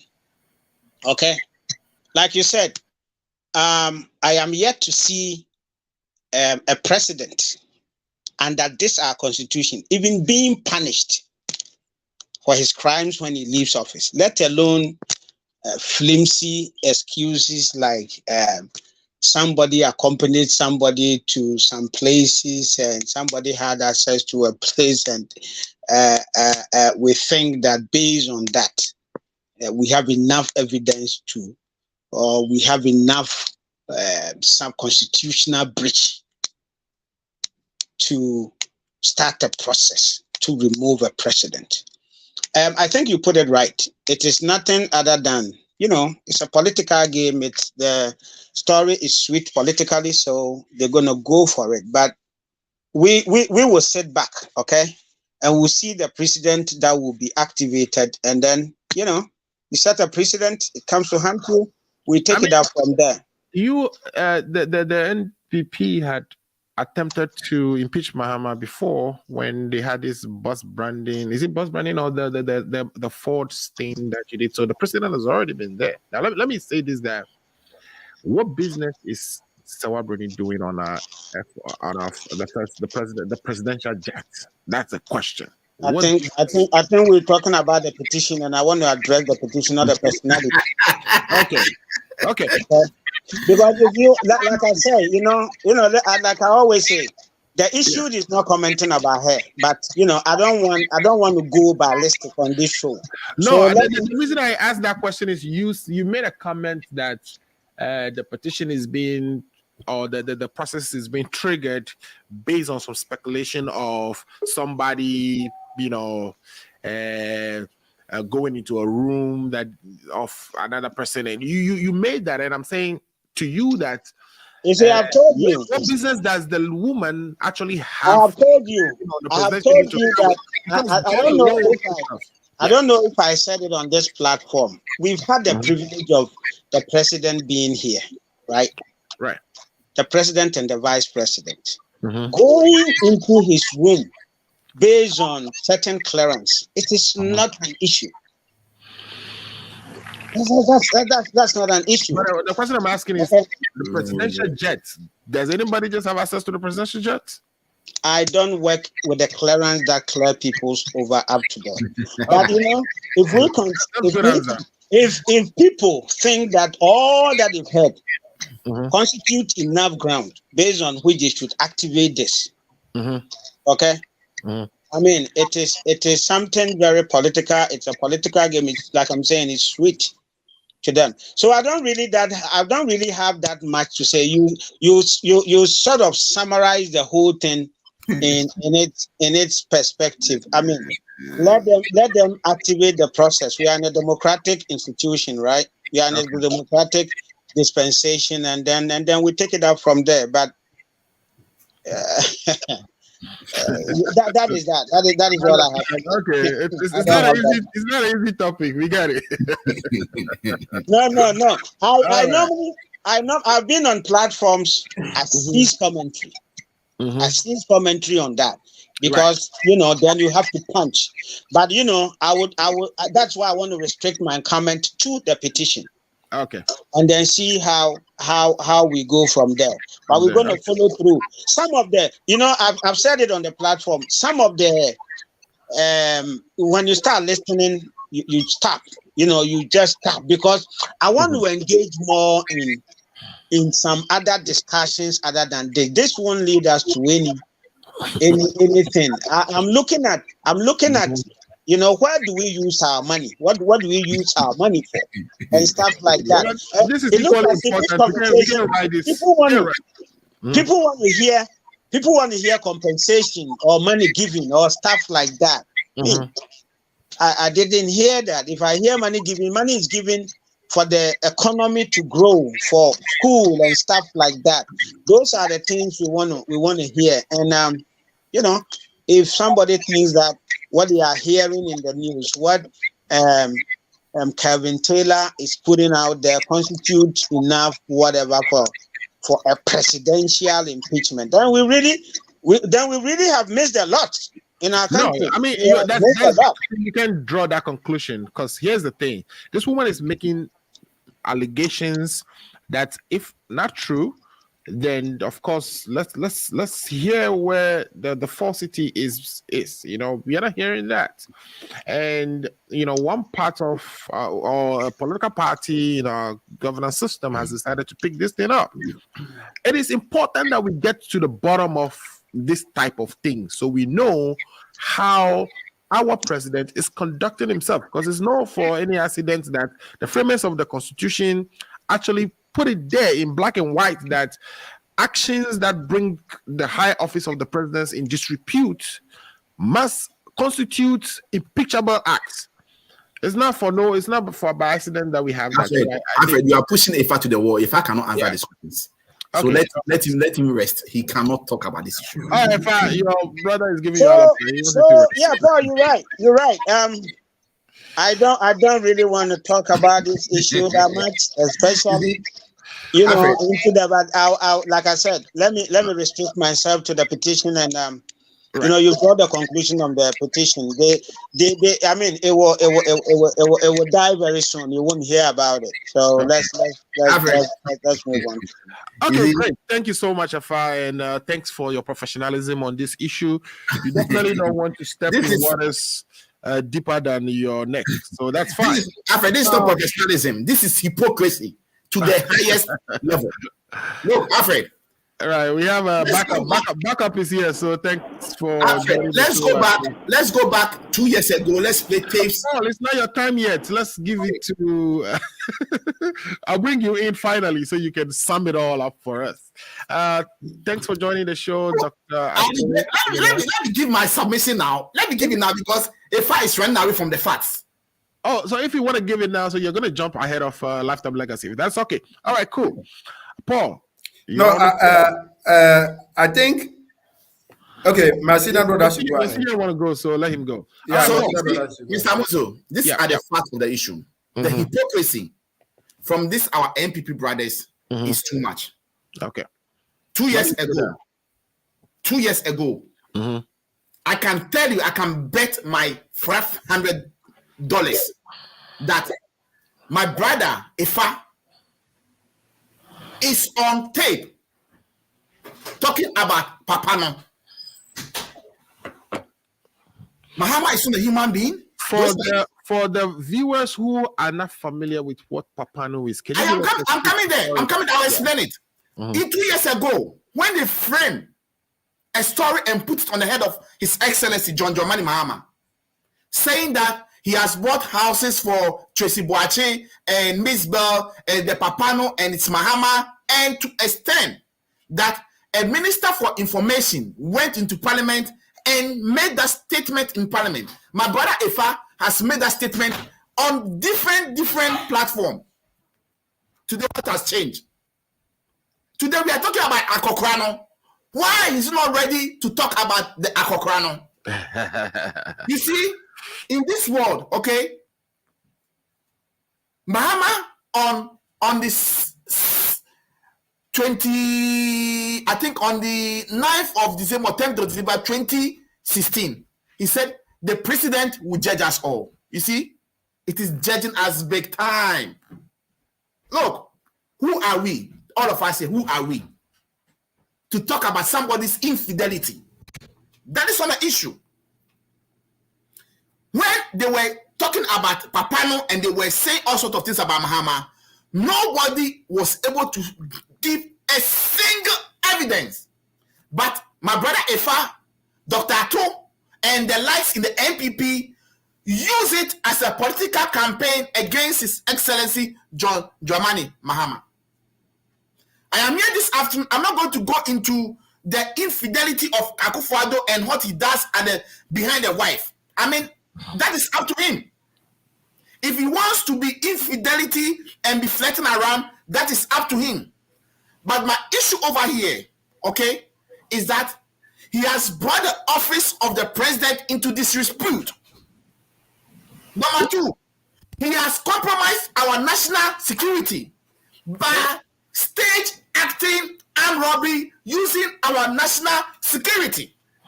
Those are the issues we are talking about. I am not interested in Nanado having an affair with Sawa Broni, or better known as Evelyn Edu. I am not interested in that. That is between two adults. They agreed and they came to agreement and they did what they did. But my major concern, as we speak, is why is our national security being compromised? Nanado is the head and the chairman of the National Security Council. Why do you use our national security to stage armed robbery against an innocent person? If due to the negligence of the national security apparatus, due to the negligence of the people around him, that this lady had access to our presidential jet, took a picture, had access to pictures that she was also supposed to take, and she's taking those pictures, is that the best way to go around it? I can bet you on record on fact that if my brother Ifa had been asked by Nanado to get these pictures from this lady, this issue would not have even come out like this. But unfortunately, they use Hobson Adoye. He's a blockheaded man. He knows nothing. He doesn't even know what he's doing. He has putting the president into this situation. Well, you don't want to attack anybody, right? So no, the truth is that if Ifa want to admit, I'm telling you, if Ifa was given this assignment to be able to get these pictures from the lady, you're calling him blockheaded, and I'm saying this story will not come out. They use a blockheaded. Mr. Musu, allow me to. Hobson Adoye is a blockheaded person. We draw that. We don't attack people like that on the show. You know that, boss. Okay, I will draw it. They use an unintelligent person to go after this lady. That is what has caused all this problem for our president. As much as I'm in the NDC and it's a political tool for me, I'm not happy about it. I'm not happy a little bit about it. 2 days ago, I went to work and my friend, a white man, was telling me, what is happening to your president? He's all over. And I said, look, I don't talk politics. I pretend, but I said he still be. I see you arguing on radio. I But said, Paul, please, this funny. please, Okay, I don't talk about politics at work. This is a disgrace to all of us. I am saying that Article 69, Clause 1 is saying that if the president misconduct himself whilst in office, there should be a process to impeach him. It is also on record that the NDC caucus in parliament, the minority, they are not the one who is activating the impeachment action. The minority in parliament has set a notice that this information has come to their record or their notice. They will investigate it. They will ask for further information and or to make sure if all these allegations are true. It is 3 Ghanaian citizens who has petitioned Parliament and have asked Parliament to impeach the president. Also, ASEP has got Human Rights Court or the Shrine Human Rights to ask them to look into this case. Mr. Muzu, the problem over here is that the president used our national security in a manner which does not befit the office of the first gentleman of the land. And the national security name has been brought into disrepute too much. Mr. Muzu, remember in Ayawaso Waswogon, the national security people were the people who went and brutalized people, shooting left and right, and hurt people. The same people were used during the 2020 election to kill 8 innocent souls. The time has come for us to bring the president to answer questions. He cannot be abusing his office using the national security. And I am also saying over here that the NDC is going to go, or the minority is going to go through the process.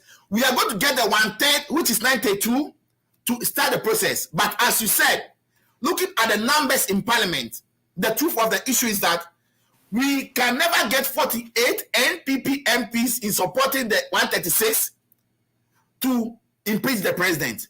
I don't think, or I don't foresee it happening.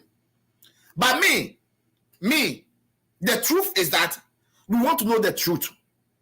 Let's set a bipartisan committee involving both minority, majority.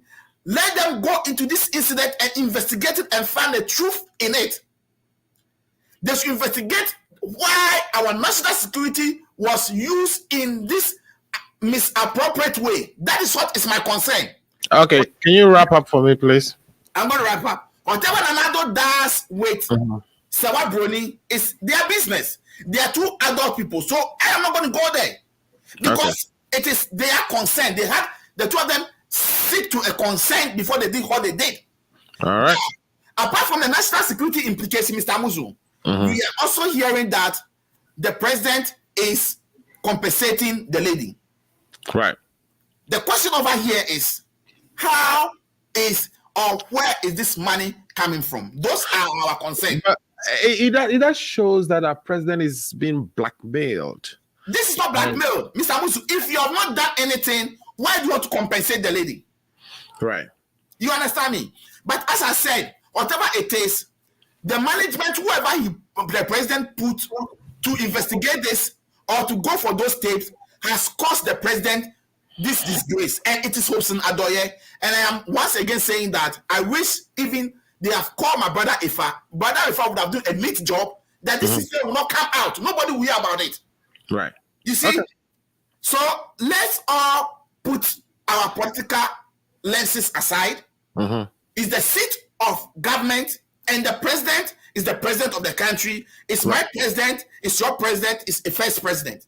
Right. Let us all bring sanity, respect to the presidency. Let us all find out the truth in this issue. If all the woman is saying is a lie, the president should come out and speak. Okay. John Gwedu's name has been mentioned. Banky's name has been mentioned. A lot of names have been mentioned. The former CID boss name has been mentioned. They should come out and deny it because our name is not showing good on the international red lines. Okay. When you go onto their website, as you said, when you go on Google, Any place you go, our president them is all over with Sawabloni, and it's not helping the image of Ghana. Right. Okay. And upon this note, I will appeal to my brothers in the NPP that nobody is attacking the infidelity of the president. Let's talk about the reality, the national security implication, and the compensation that is going to go on. That is what is our concern. Let's talk about it as Ghanaians so that we can set a precedent.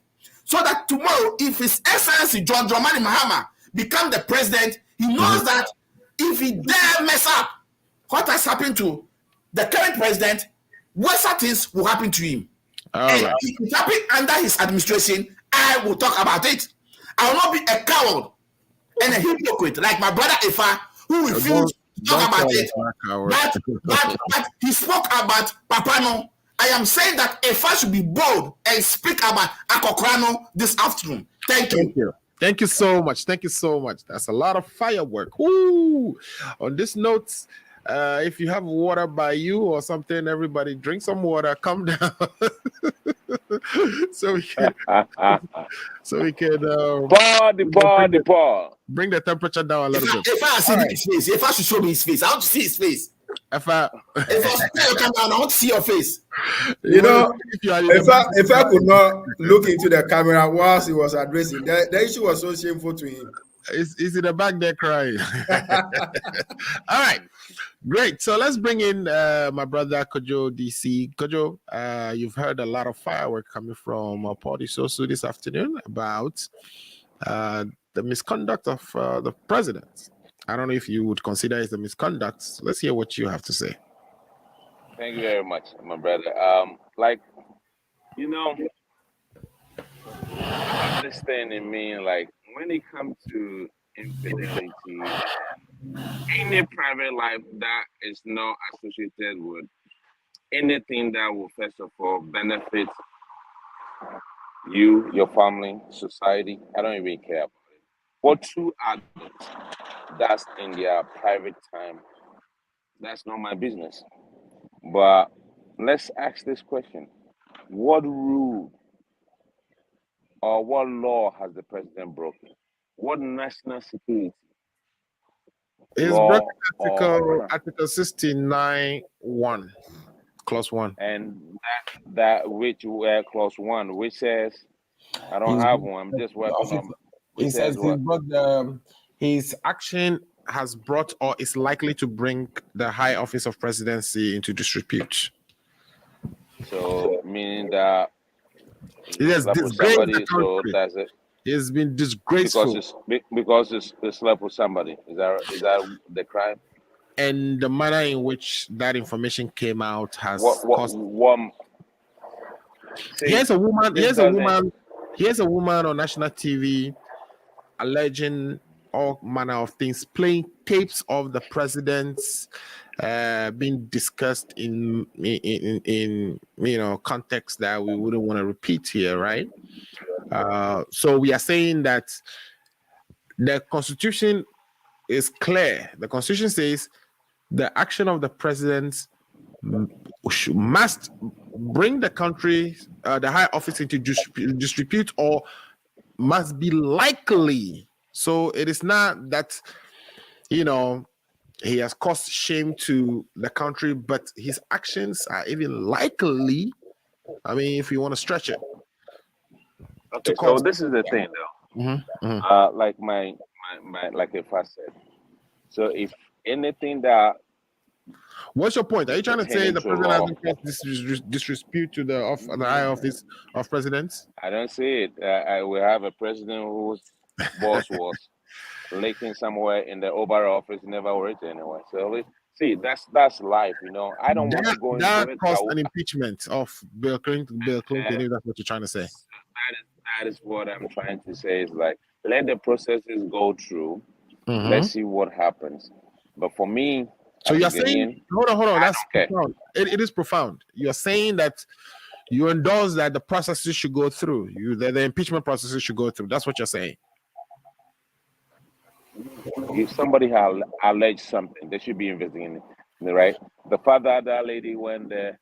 The father of the lady went to Kevin's show and said whatever. I've never listened to it. I would never listen to it. I've never No, listened to the fact any that of Kevin. I think we should position this well. The fact that the lady was on Air Force One, I say Air Force One, the presidential jet, taking pictures, having pictures, compromising pictures of the president. Yeah, Compromising picture with eating banana, or what is he doing? What was it? I wish he was Compromised eating- picture of what? I wish he was eating banana, sitting on a bed with the president in a hotel What's room. wrong with it? Hotel room. What's wrong? Was it? And this is the It's like person who's you see- alleging that she slept with the president. So I'm saying that if It's you not have, news. It's not news. Men, listen, men, all our power. What and we are makes also you saying think that we go out? we heard things of the president paying her off, and there were discussions recorded in the office of the Well, the chairwoman of, what do you call it, the CID, which is our Central Intelligence Department of Ghana Police, discussing the president. let me ask this. That has made it into What- mainstream media. So I'm saying that, do you still not see like an act that is likely to cause disrepute to the high office of president?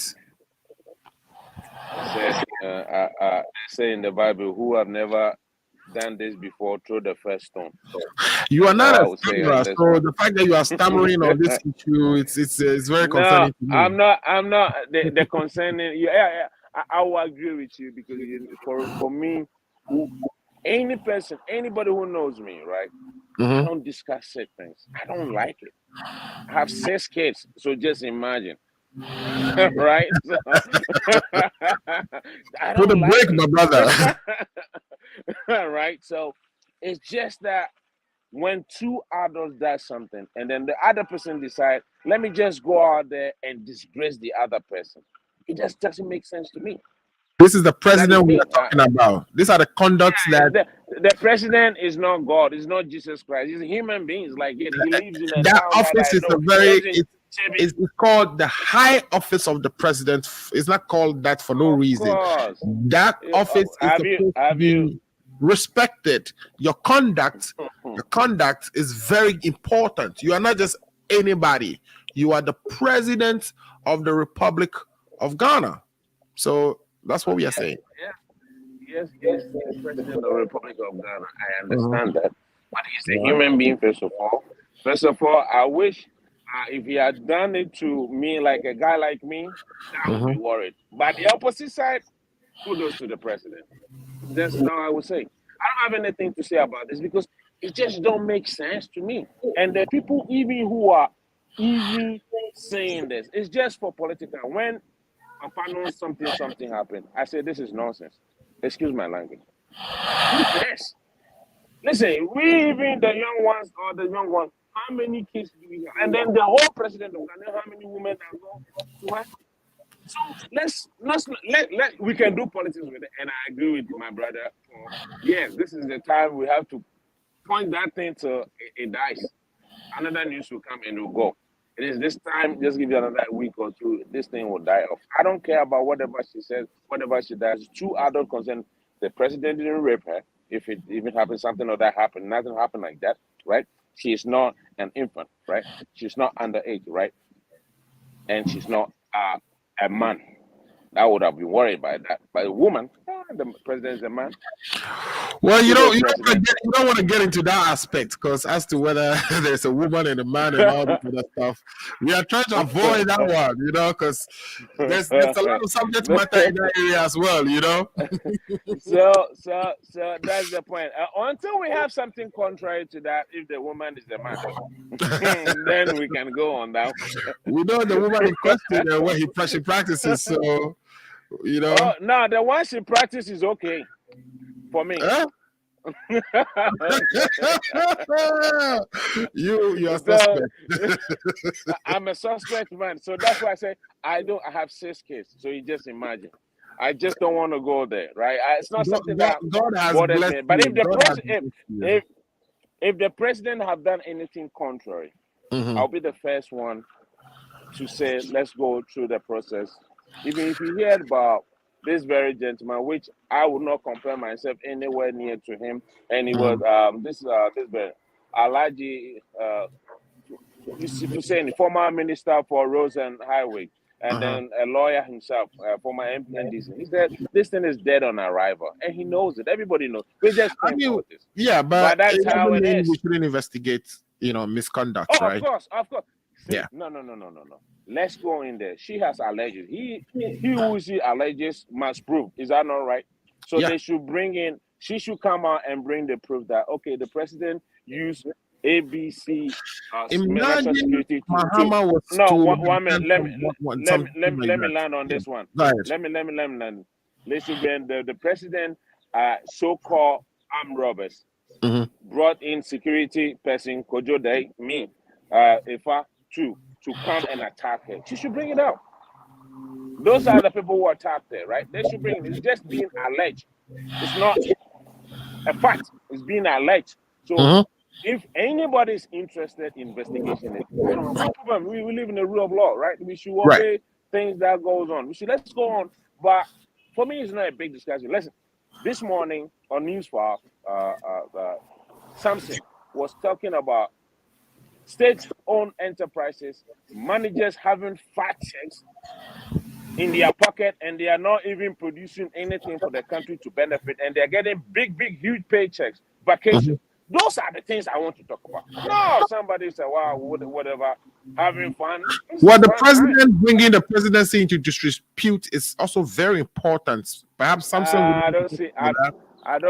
Yeah, we had a president. Samson has taken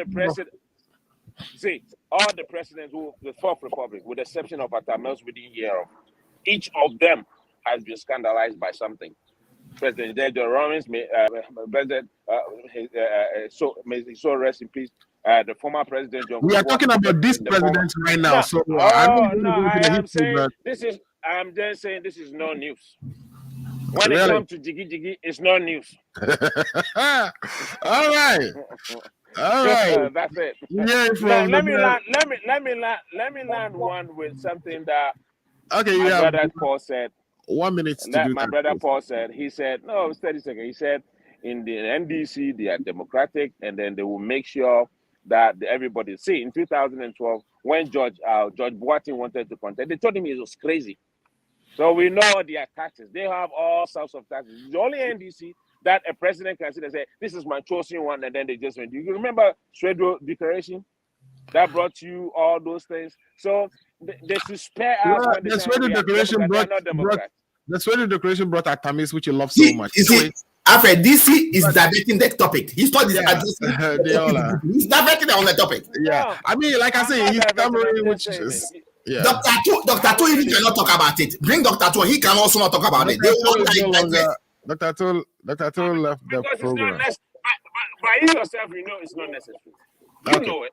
All right. So we are getting close to the end of our time. I want to hear from Lifetime Legacy as well. And then, so Lifetime Legacy, I can pretty much predict what you're about to say.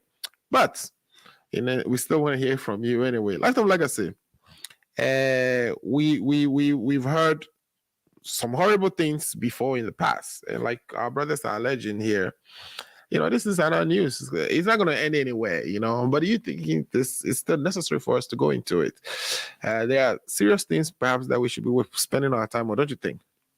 Alfred, before I come to answer that issue, let me also say that.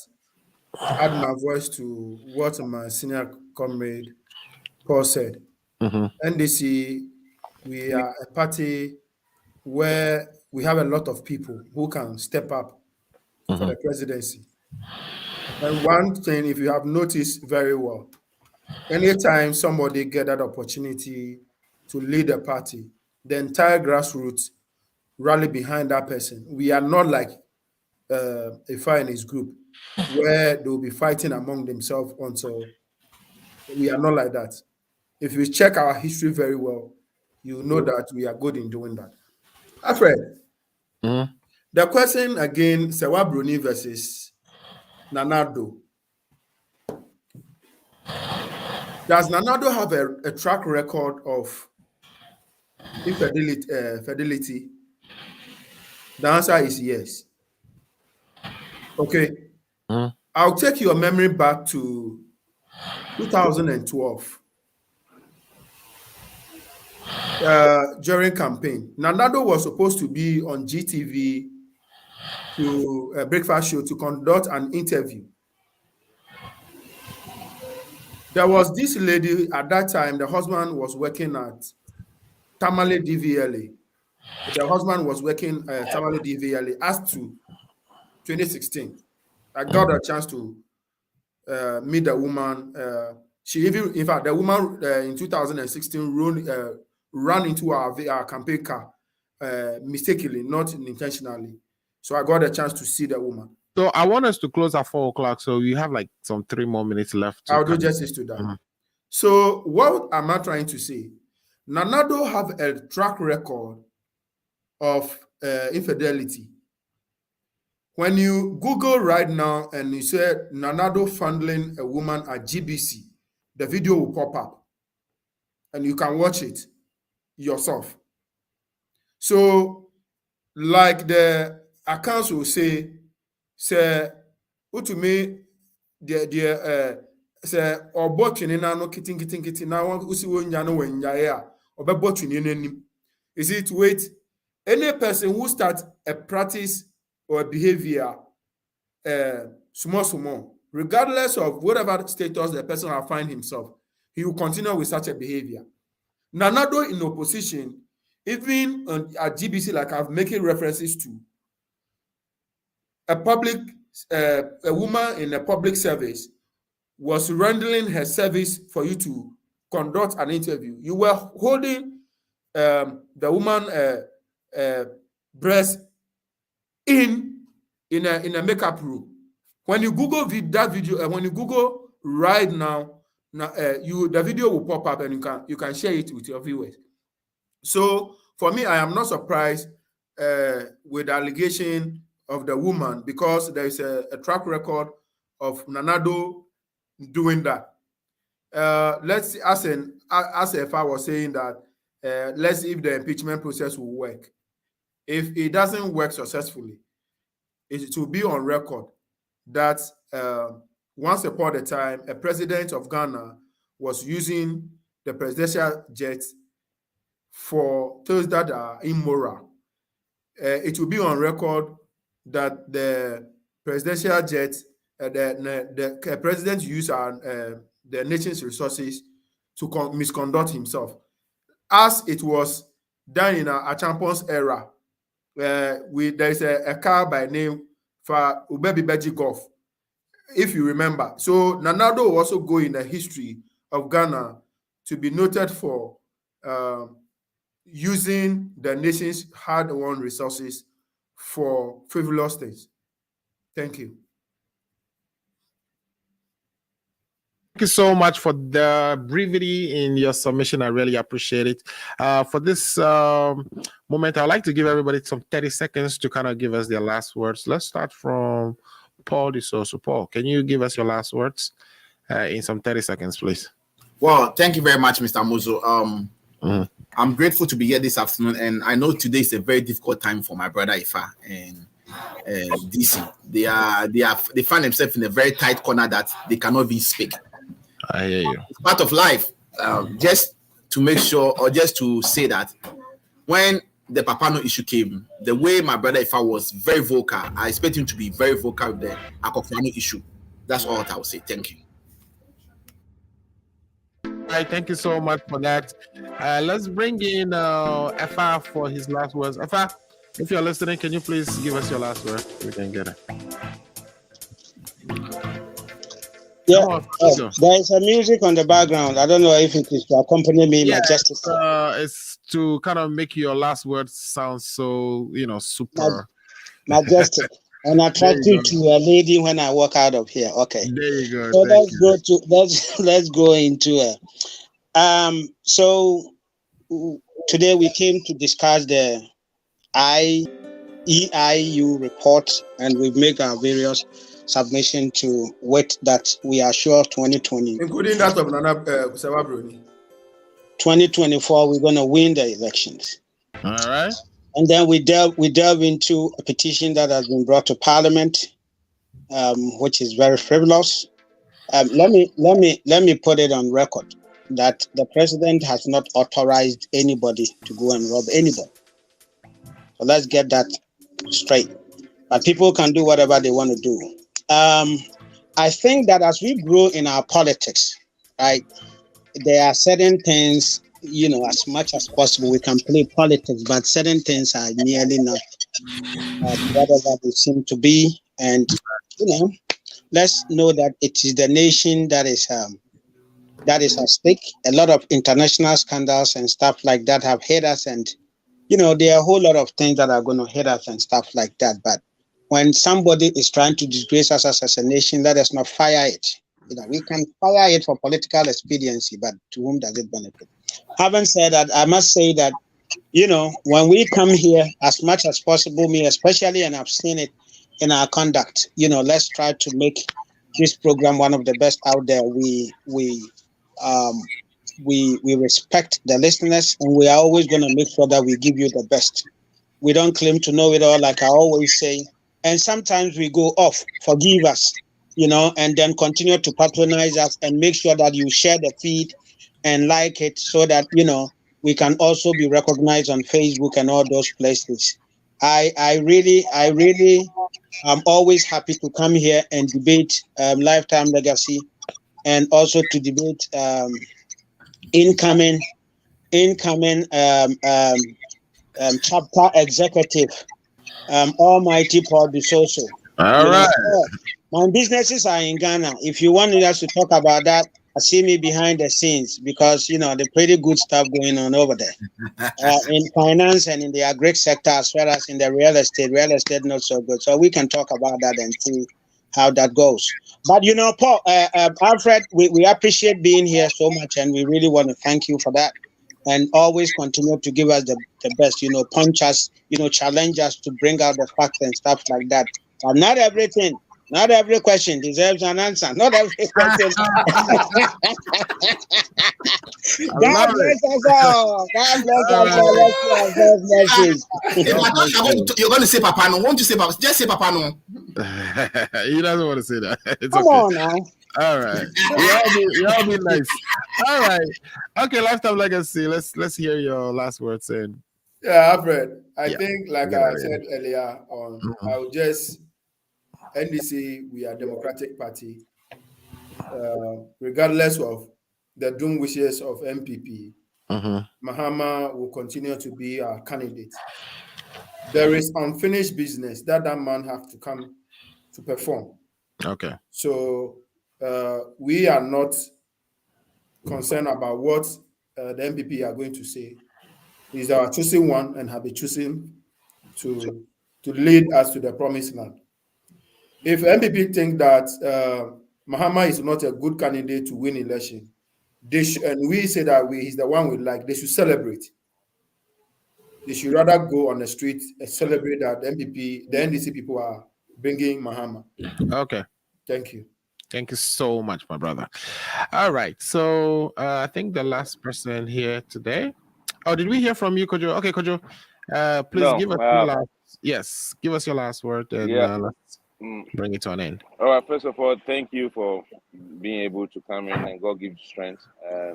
And to my colleagues, my brothers, Lifetime, Paul, and my chairman himself, we are all grateful coming here, expressing our views, discussing what we call Mother Ghana. Right? That's all. We are here, but our hearts is living down there. So we'll do whatever it is for the betterment of the country. So we'll see what will happen. We still have to continue doing what we have to do. But first of all, let us all remember, we have one country, which is Ghana, where no matter who is in power, we should be able to contribute our quota to the country. And that will be for the day. Thank you so much. Paul, have you already done yours? Or if not, let's hear you and then we get out of here, Paul. Oh, quick. I am, if I can come in. I don't know, all my NDC people, I know we all have friends in MPP. So I'm running for the organizer for the Washington, D.C. chapter here. So Okay. Just to let you guys know, break the news here. I'm running for the NPP organizer, this Washington DC In this chapter. area. So if you All have right. any friends, You've won already. let them vote for me. I Thank will you, my campaign brother. for you, Bruta. You've won already. We'll come and infiltrate and vote for you. No worries. Absolutely. Infiltration is not you can't try. You can't. You can. You Oh, can. It's not easy. Bobia digitized that one too. Oh Huh? yeah, oh yeah. It's not manual. All right. Thank you so much. All right. Thank you, guys. So we will support Good you. luck We will on that. support you to be successful. All right, Paul. Thank- let's hear from thank you. you. Your last word, and we'll take it on. Paul. Oh, my last word is that I wish everybody the good luck. I hope next week we'll meet, and let's meet next week about it. Thank you all, and I respect all of you. Bye. Thank you so much, Paul, for those good words. All right, so this is the program for today. We've learned so much. We've learned that the NPP can sometimes choke, but it's important that we all recognize the need for securing our citizens, especially those who may have been trampled on by executive power. In this particular issue of Sawa Bruni, I personally think that, of course, it should be looked into. We should get to the bottom of this. If that lady has been violated in any way, it should be taken up. But as far as whether the president is going to be, impeached, we know the numbers don't lie, and the numbers are not in favor of that. So that is going to be what it is.